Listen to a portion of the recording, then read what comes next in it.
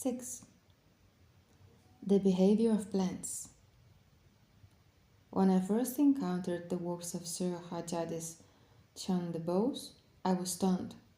The son of a public official in East Bengal, Bose was educated in Cambridge, where he received a degree in natural science that he took back to his home country.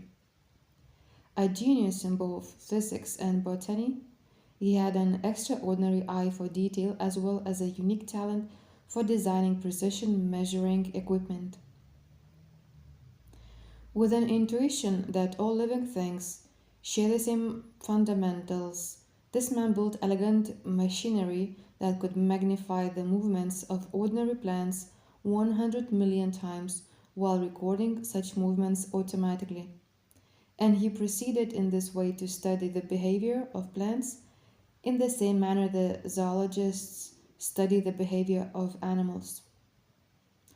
In consequence, he was able to locate the nerves of plants, not just unusually active plants like mimosa and Venus flytrap, but normal plants. And he actually dissected them out and proved that they generate action potentials like any animal's nerves. He performed conduction experiments on the nerves of ferns in the same way physiologists do with the sciatic nerves of frogs. Bose also located pulsating cells in a plant's stem, which he showed are responsible for pumping the sap, which have special electrical properties, and he built what he called a magnetic psychrograph that magnified the pulsations 10 million times and measured changes in sap pressure. I was astonished because you can search botanical textbooks today without finding so much as a hint that plants have anything like a heart and a nervous system. Bose's books, including Plant Response 1902, The Nervous Mechanism of Plants 1926, Physiology of the Ascent of Sap 1923, and Plant Autographs and the Revelations 1927, languish in the archives of research libraries.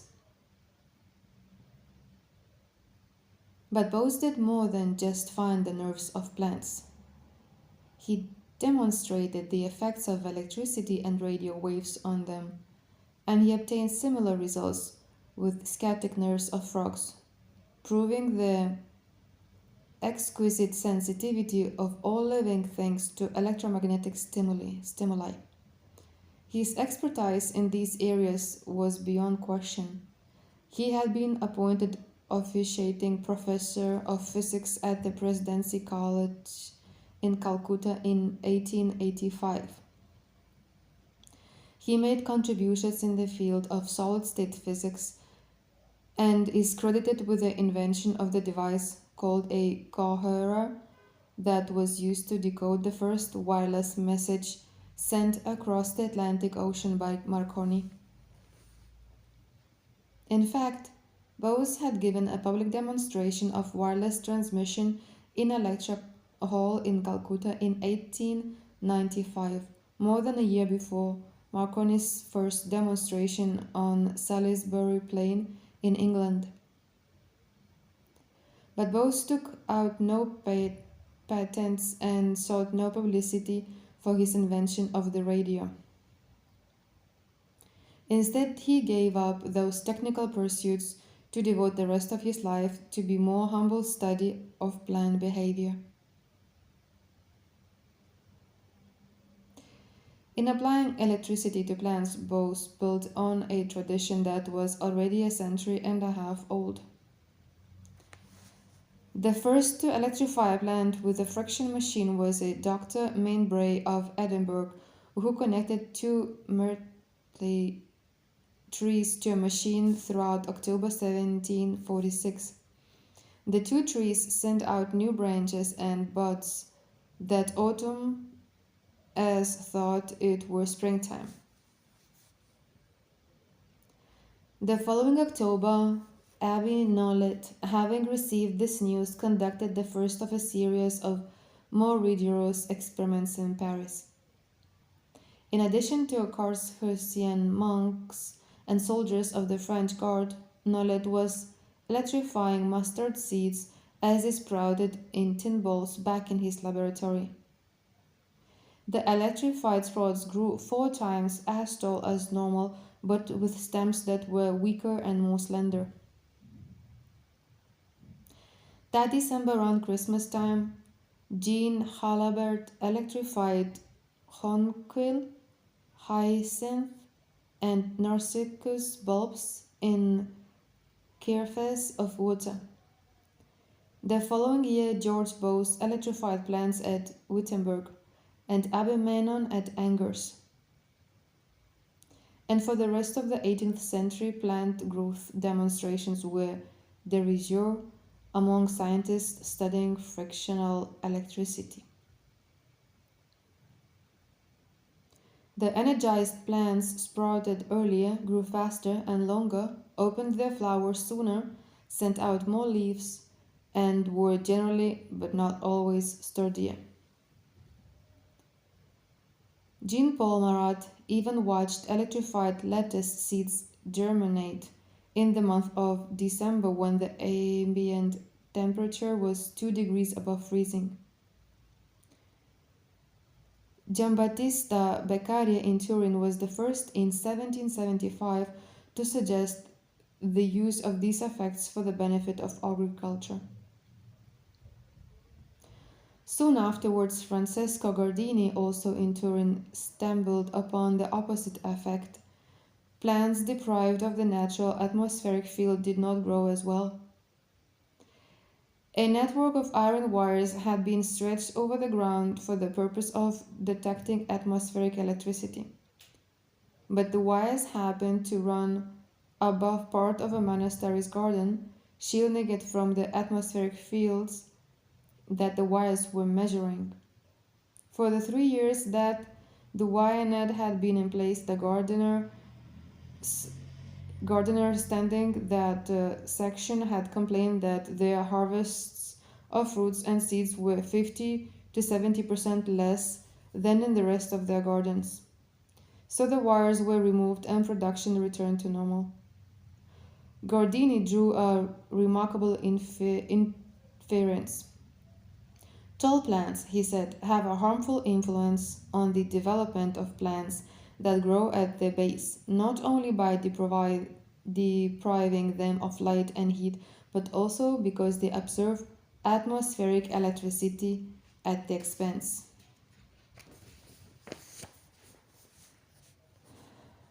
In 1844, W. Ross was the first of many to apply electricity to a field of crops using a 1-volt battery, much like the one from which Humboldt had so successfully elicited sensations of light and taste, only larger.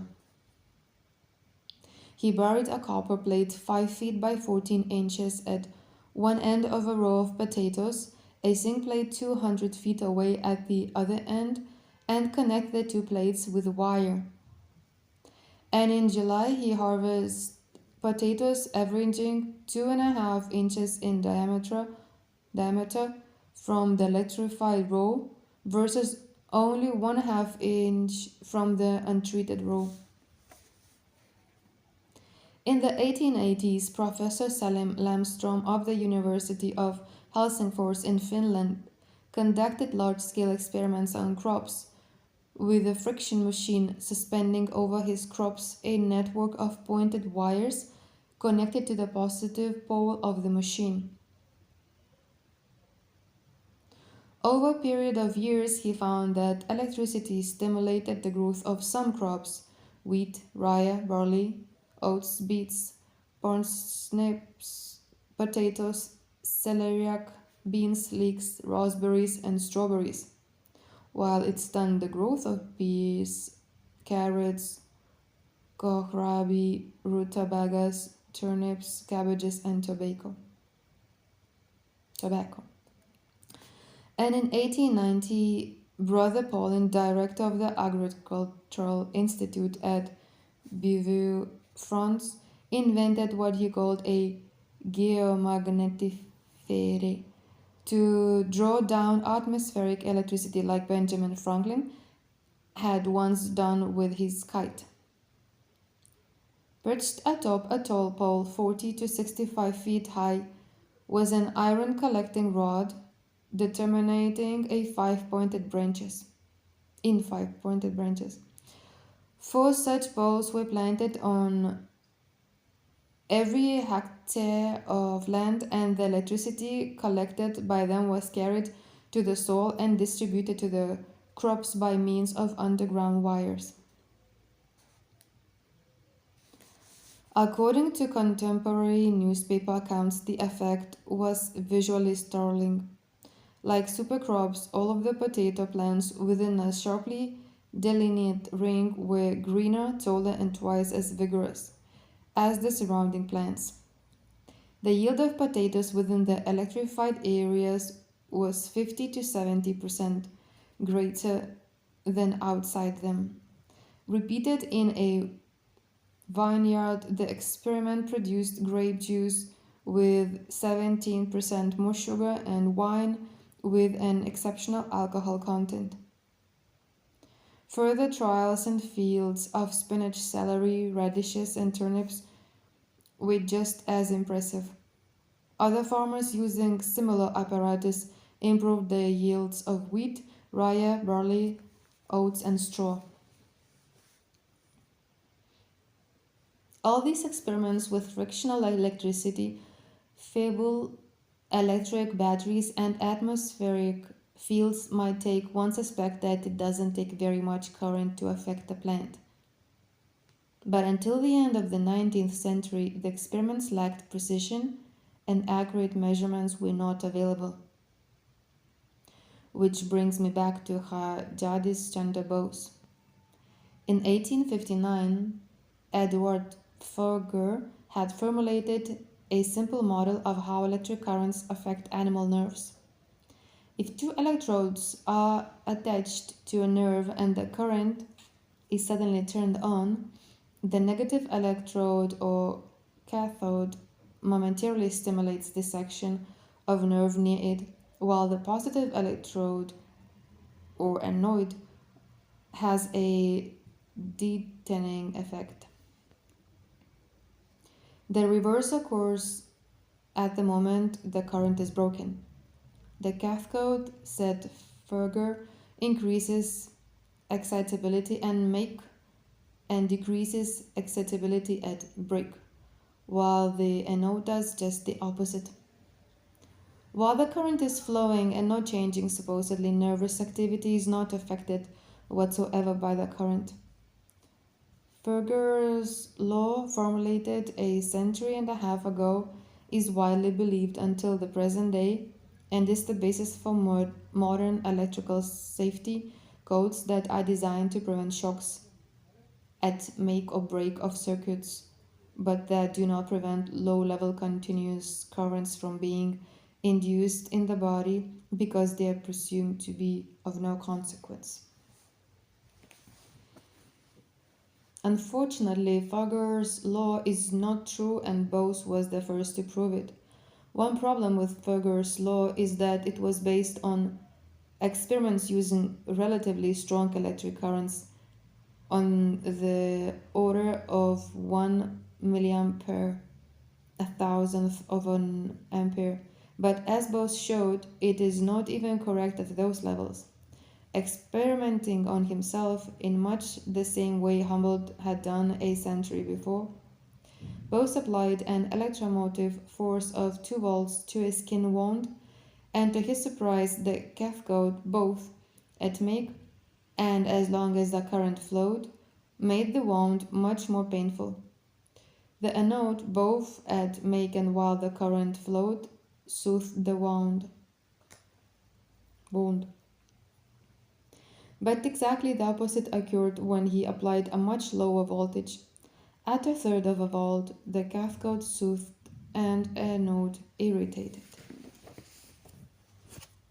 Another experimenting on his own body, Bose, being a botanist, tried a similar experiment on a plant. after experimenting.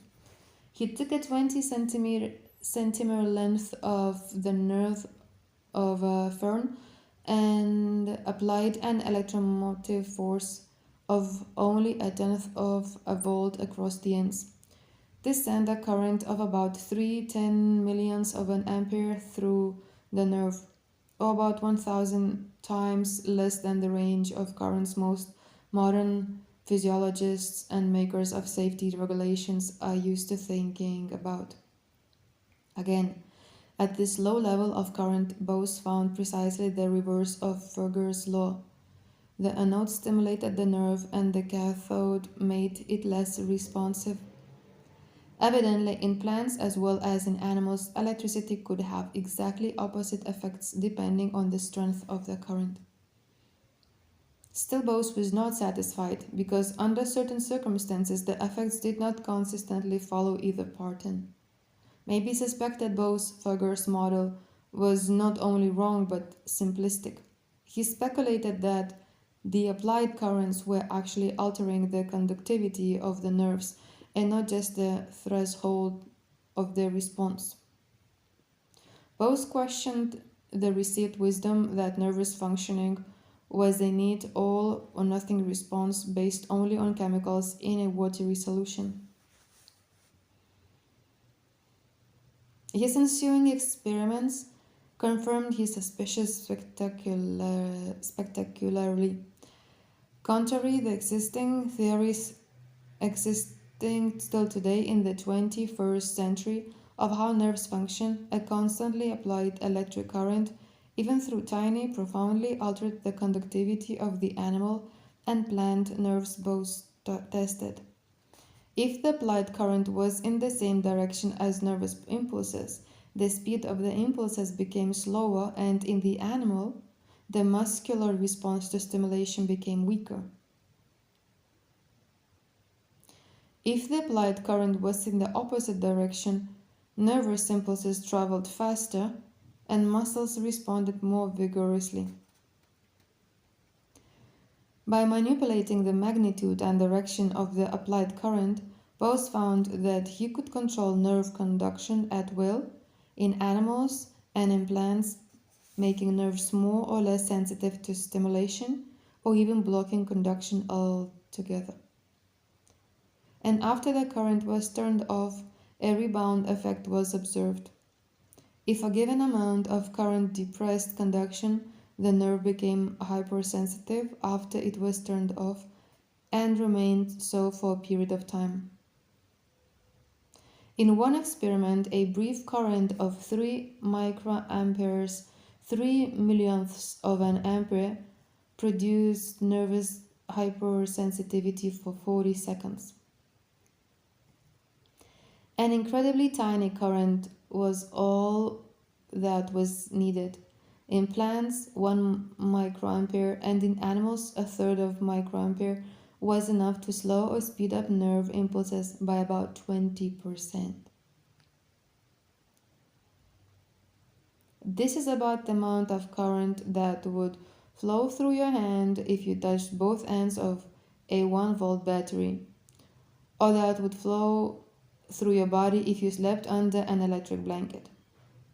It is much less than the currents that are induced in your head when you talk on a cell phone. And as we will see, it requires even less current to affect growth than to affect nerve activity.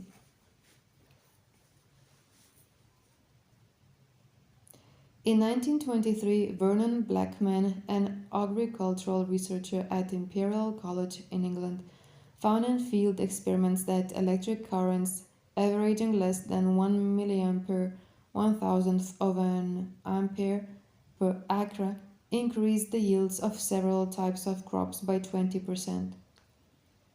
The current passing through each plant, he calculated, was only about 100 picoamperes, that's 100 trillionths of an ampere, about 1,000 times less than the currents Bose had found were necessary to stimulate or deaden nerves.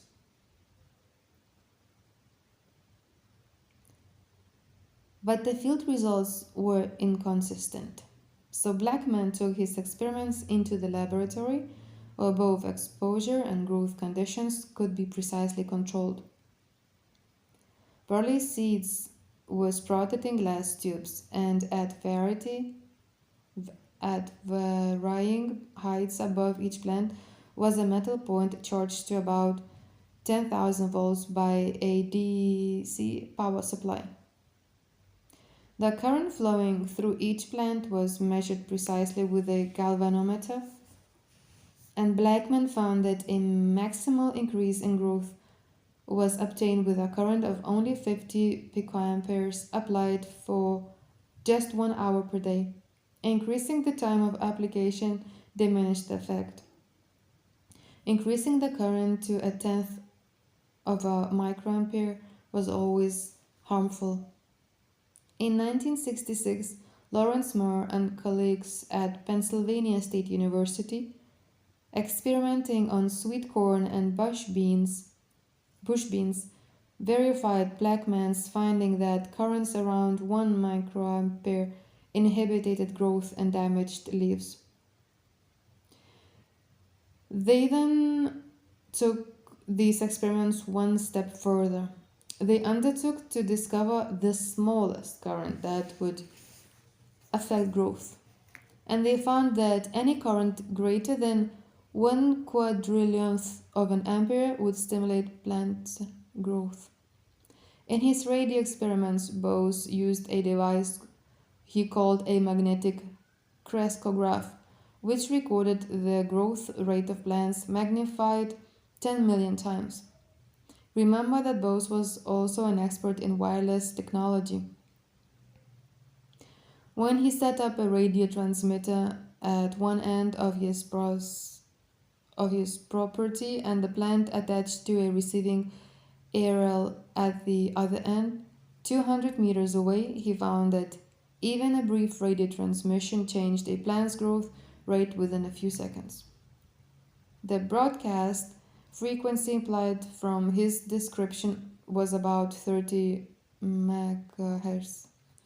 We are not told what the power was. However, Bose recorded that a feeble stimulus produced an immediate acceleration of growth and that moderate radio energy retarded growth. In other experiments, he proved that exposure to radio waves slowed the ascent of sap. Bose's conclusions drawn in 1927 were striking and prophetic. The perspective range of the plant, he wrote, is inconceivably greater than ours. It not only perceives but also responds to the different rays of the vast ethereal spectrum. Perhaps it is as well that our senses are limited in their range, for life would otherwise be intolerable under the constant irritation of these ceaseless waves of space signaling to which brick walls are quite transparent. Hermetically sealed metal chambers would then have afforded us the only protection.